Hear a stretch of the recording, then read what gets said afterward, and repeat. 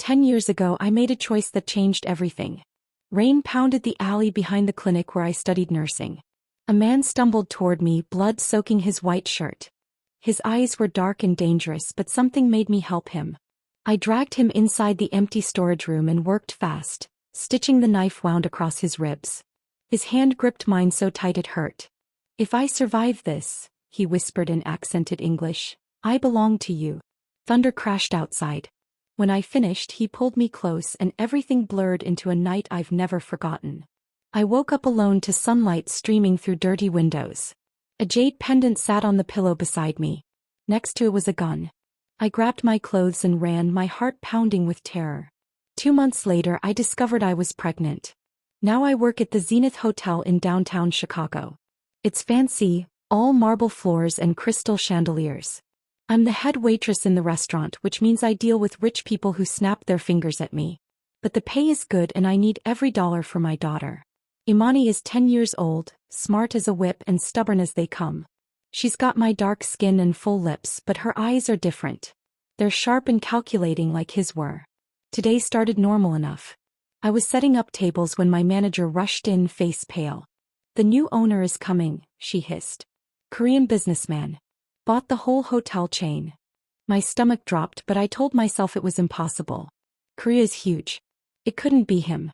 Imani sat in the lobby doing homework, waiting for me to finish my shift. That's when the black SUVs pulled up. 5 of them, windows tinted so dark you couldn't see inside. Hotel security straightened up fast. The lobby went quiet. Then he stepped out. Kang Min-ho looked exactly the same but different somehow. Older, harder, wearing a suit that probably cost more than my car. His hair was slicked back, and when he moved, people scattered. I ducked behind a marble pillar, my heart racing. But Imani didn't know to hide. She stood up, backpack over one shoulder, and watched him walk in. One of his bodyguards accidentally bumped her notebook off the bench. Papers scattered everywhere. Min-ho's eyes flicked to her just for a second. "Your driver parked crooked," Imani said, picking up her papers. Her voice was clear and unafraid. Min-ho stopped walking. His security team froze. Everyone in the lobby held their breath. Nobody talks to Kang Min-ho like that. He turned slowly and looked down at my daughter. I wanted to run out and grab her, but my legs wouldn't move. "Crooked," he repeated, his accent thick. Imani pointed at the window. "Yeah. The middle SUV is over the line. It's blocking the handicap spot." For a long moment nobody moved. Then Min-ho's mouth twitched. Almost like a smile, but not quite. "You have sharp eyes, little one," he said. "What's your name?" "Imani." She tilted her head. "What's yours?" His bodyguards looked ready to faint. But Min-ho laughed, actually laughed. "You can call me Mr. Kong." That night I couldn't sleep. Imani chattered about the cool rich guy at the hotel while I made dinner in our tiny apartment. My hands shook as I stirred the pasta. He didn't know. How could she? I'd never told her about her father, just that he was someone I knew a long time ago who couldn't be in our lives. She'd stopped asking questions around age 7. Now she was more interested in math competitions and karate classes than family history. But that birthmark on her shoulder haunted me. It looked exactly like a dragon, scales and all, the same shape as the massive tattoo I'd seen on Min-ho's back that night. I'd researched it once. The Black Dragon Syndicate marked their heirs with that tattoo. Imani was born with it. The next day Min-ho called an all-staff meeting. We gathered in the ballroom, 50 employees standing in nervous rows. He walked in with a woman on his arm. She was Korean, beautiful, wearing designer everything. Diamonds sparkled at her throat. "This is Soo-jin," Min-ho announced. "My fiancée. She'll be overseeing hotel operations with me." Soo-jin smiled, but it didn't reach her eyes. She scanned the crowd like she was looking for something. When her gaze landed on me, she paused. Just for a heartbeat. Then she looked away, but I felt cold all over. Behind them stood a boy, maybe 10 years old, in an expensive school uniform. He had Soo-jin's sharp features but none of Min-ho's intensity. "This is my son," Min-ho said, his hand on the boy's shoulder. My world tilted. His son. But that was impossible unless I did the math fast. 10 years. He'd moved on, obviously. Maybe that night meant nothing to him. Maybe he'd been with Soo-jin the whole time. The thought made my chest ache, which was stupid. I had no claim on him. I'd run away. but something felt wrong. The boy didn't look anything like Min-ho. And the way Soo-jin watched Min-ho was possessive, almost desperate. After the meeting, I was assigned to serve the private dining room on the top floor. Of course I was. My manager said it was because I was the best, but I knew it was because Min-ho had noticed me. He didn't remember my face, I was sure of it. That night was dark and rushed, and 10 years ago. The first private dinner was torture. I kept my head down, serving soup and refilling water glasses. Min-ho and Soo-jin sat with business partners, discussing hotel expansions in 3 languages. But then dessert came. Strawberry tarts, fancy and perfect. I set one in front of Min-ho. "No," he said sharply. "I'm allergic." "Who ordered these?" The chef rushed out, apologizing. I quickly removed the plates. But I couldn't help staring. Imani was allergic to strawberries too. Seriously allergic. Last year she went to the hospital because someone's lunch had strawberry jam. It was the same kind of reaction Min-ho was describing now, the way his throat would close up. My hands trembled as I brought out chocolate mousse instead. It was just a coincidence. It had to be. A week later, disaster struck at Imani's school. Her fancy private school, the one she'd gotten into on a scholarship because she was gifted. My manager called me mid-shift, voice tight. "Your daughter's in the principal's office. You need to come now." I ran. When I got there, Imani sat outside the office, her uniform torn, lip bleeding.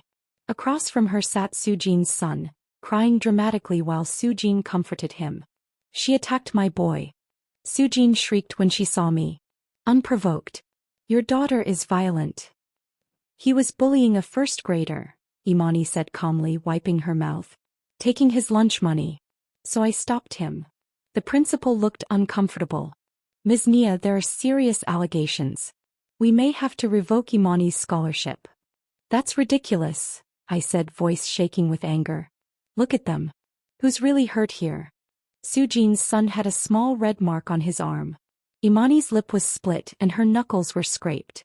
But Soo-jin had money and power and I had nothing. The principal was already drafting expulsion papers when the door opened. Min-ho walked in and everyone froze. "I'm the chairman of the school board," he said quietly. "What's happening?" Soo-jin immediately changed tactics, clinging to his arm. "This girl attacked our son, darling. She's dangerous." Min-ho looked at Imani. Really looked at her. She stared right back, no fear in her eyes. "Tell me what happened," he said to her. Not to the adults. To her. And Imani did, clearly and honestly, describing exactly what went down. Min-ho turned to Soo-jin's son. "Is this true?" The boy squirmed, unable to meet his eyes. He mumbled something about just playing around. "Playing around is not taking someone's money," Min-ho said coldly. "If this happens again, you'll be expelled." Then he looked at the principal. "This girl keeps her scholarship. Are we clear?" The principal nodded fast.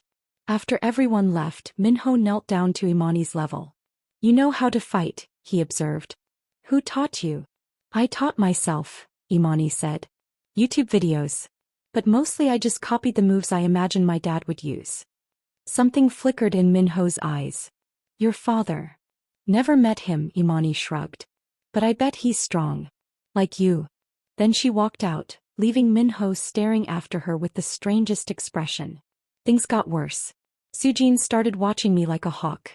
She'd appear wherever I was working, finding tiny mistakes, writing me up for being 1 minute late or forgetting to refill someone's coffee fast enough. She was trying to get me fired and we both knew it. One afternoon she cornered me in the storage room. "I know who you are," she hissed. Her perfume was overwhelming in the small space. "You're the girl from 10 years ago. The one who had that pendant." My blood ran cold. "I don't know what you're talking about." "Don't lie to me," she snapped. "I found that jade pendant in the alley. I'm the one who returned it to Min-ho. He thinks I saved his life that night. And if you tell him different, I'll destroy you." That's when I understood. Soo-jin had stolen my moment, my connection with Min-ho. She'd built her entire relationship on a lie. "And that boy?" I asked quietly. "He's not Min-ho's son, is he?" Her face went white with rage. "You can't prove anything. I have DNA tests. Documentation. Everything." "But he doesn't have the mark," I said. It was a guess, but her expression confirmed it. The dragon birthmark. Min-ho would know his true heir by that mark. That's probably why Sujin was so desperate to get rid of us. She'd seen Imani at the school, maybe even caught a glimpse of something that scared her. Stay away from them, Sujin warned. Or I'll make sure you both disappear. Then she left and I stood there shaking, realizing I was in serious danger. I tried to keep my distance, but Min-ho kept pulling me closer. He requested me specifically for his business meetings. During one lunch with American investors, their translator kept messing up, making everyone frustrated. The deal was falling apart. Without thinking, I stepped forward. "Excuse me, sir," I said to Min-ho. "I speak Korean. I could help." Everyone stared. Min-ho's eyes widened slightly. "You speak Korean?" "I learned it in college," I lied. Really, I'd taught myself over the past 10 years, thinking maybe someday I'd tell him about Imani and I'd need the words. Min-ho gestured for me to proceed. I translated the rest of the meeting perfectly, saving the deal. When the investors left happy, Min-ho studied me with new interest. "Where did you learn to speak so well?" "I'm good with languages," I said quietly. "What's your name?" he asked. "Nia." Something flickered in his eyes. "Just Nia. Nia Johnson." He was quiet for a long moment. Then, "Have we met before?" My heart stopped. "No, sir." I would remember. But I could see him thinking, trying to place me. That night had been dark and chaotic, and I looked different now. Older, hair different, more tired. But my voice might give me away. Before he could ask more questions, Sujin burst in with her fake son, distracting him with some crisis about hotel renovations. I escaped back to work, but I knew time was running out. He was starting to remember. And when he did, everything would explode. The next week, everything fell apart. Someone planted a stolen Rolex in my employee locker. Security found it during a random check. I was dragged to the manager's office, accused of theft. The watch belonged to a VIP guest who'd reported it missing. "I didn't take anything," I said desperately. "Someone set me up." But nobody believed me. They were calling the police when Imani stormed in, still in her school uniform, backpack bouncing. "My mom didn't steal anything," she shouted. "You're all blind fools." Min-ho had been there for the confrontation, watching silently from the corner. When Imani ran in, his attention sharpened. "How did you get here?" he asked her. "I took the bus when I heard Mom was in trouble," Imani said. Then she turned to him. "You own this hotel, right? You seem smart, so why are you trusting the wrong people?" The room went silent. You could hear a pin drop. Min-ho walked closer to Imani, studying her face. "What do you mean?" "That lady with all the diamonds hates my mom," Imani said, pointing at Sujin, who'd been standing there smirking. "I bet she planted the watch." Sujin laughed coldly. "A child's imagination. How cute." "Check the security footage," Imani insisted. "The locker room has cameras, right?" The manager shifted uncomfortably. "Actually, that camera's been broken for exactly 1 week," Imani interrupted. "Convenient. Who has access to maintenance schedules?" Min-ho's eyes narrowed. "Pull the records," he ordered. Within an hour they found proof. Sujin had requested the camera be taken down for repairs, the day before the watch appeared. The investigation shifted. Eventually they found the real thief, a staff member Sujin had paid off. I was cleared, but the damage was done. Sujin knew we were a threat now. That night, Min-ho's grandfather came to visit. I only saw him from a distance. A small old man with sharp eyes who moved like he'd been dangerous once. He wanted to meet his grandson, Sujin's boy. They set up a traditional strategy game in the hotel lounge, some ancient Korean board game. Imani happened to be there doing homework at a corner table. She watched the game with interest. The boy was losing badly, making mistake after mistake, whining about how hard it was. The grandfather looked disgusted. Then Imani spoke up. "You're playing it wrong," she told the boy. "Look, if you move there, you create a dragon formation. It's a classic strategy." The grandfather's head snapped up. "What did you say?" Imani walked over and pointed at the board. "See? Dragon formation. You protect your pieces while attacking at the same time. My mom taught me." That was a lie. I'd never taught her that game. She must have learned it online. But the grandfather was staring at her like he'd seen a ghost. "Play against me," he commanded, gesturing to the seat. Imani shrugged and sat down. She beat him in 12 moves. The old man laughed, a sharp sound of surprise and approval. This child has the dragon's spirit, he announced. Not that weak boy. He pointed at Sujin's son. Min-ho had been watching the whole thing. His eyes moved from Imani to the boy and back again. I could see the wheels turning in his mind. Sujin looked panicked, trying to laugh it off, but the seed of doubt was planted. Things escalated fast after that. Sujin grew desperate. I started getting threatening texts from unknown numbers. Imani noticed strange cars following us home. I was scared, really scared, but I didn't know who to trust. Then one night, everything exploded. I was working late, cleaning the private dining room when I heard shouting. Gunshots. I ran toward the kitchen and found it empty. Everyone had evacuated. My phone buzzed. A text from an unknown number with a photo. Imani. She was tied to a chair in some dark warehouse, tears streaming down her face. Come alone, the message read. Or she dies. I didn't think. I just ran. The address led me to the warehouse district by the river. When I got there, I found Imani and Sujin's fake son both tied up, surrounded by armed men I didn't recognize. Nia Johnson, one of them said, grinning. The Black Dragon's woman. Did you think you could hide forever? These were rivals from another gang. Somehow they'd found out about me about that night 10 years ago. Or maybe Sujin had tipped them off.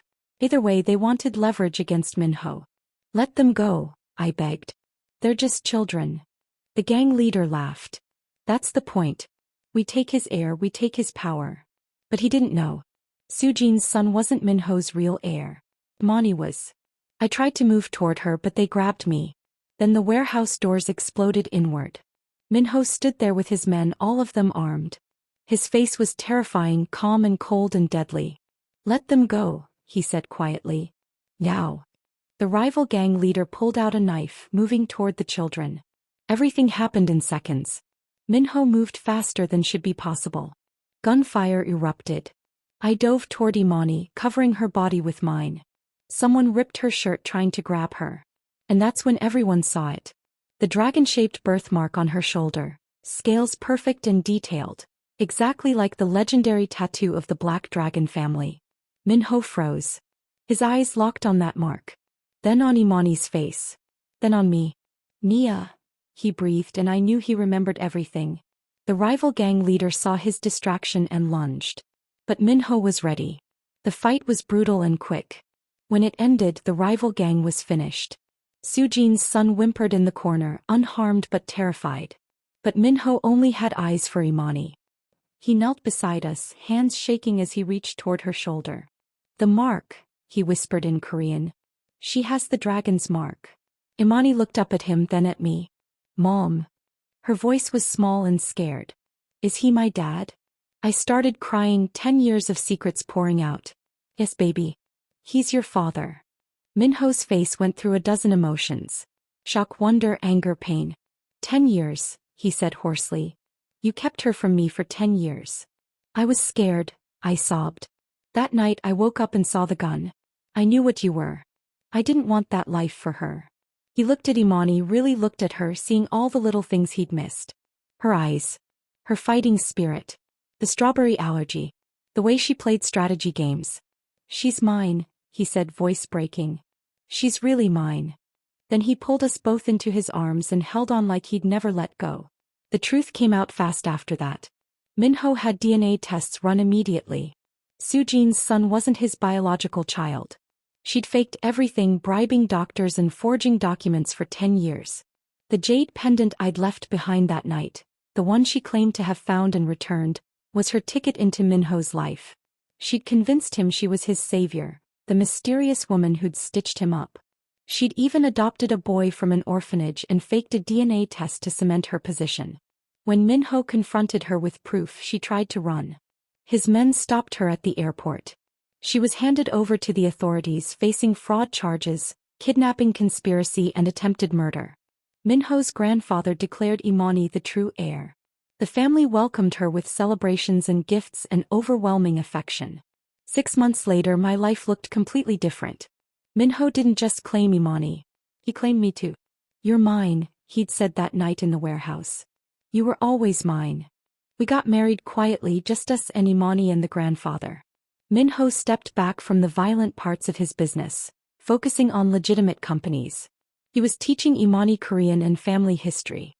She was teaching him how to be a regular dad, taking him to school plays and math competitions. Sometimes I still couldn't believe it was real. But then I'd wake up in his arms, Imani asleep down the hall in her huge bedroom, safe and protected.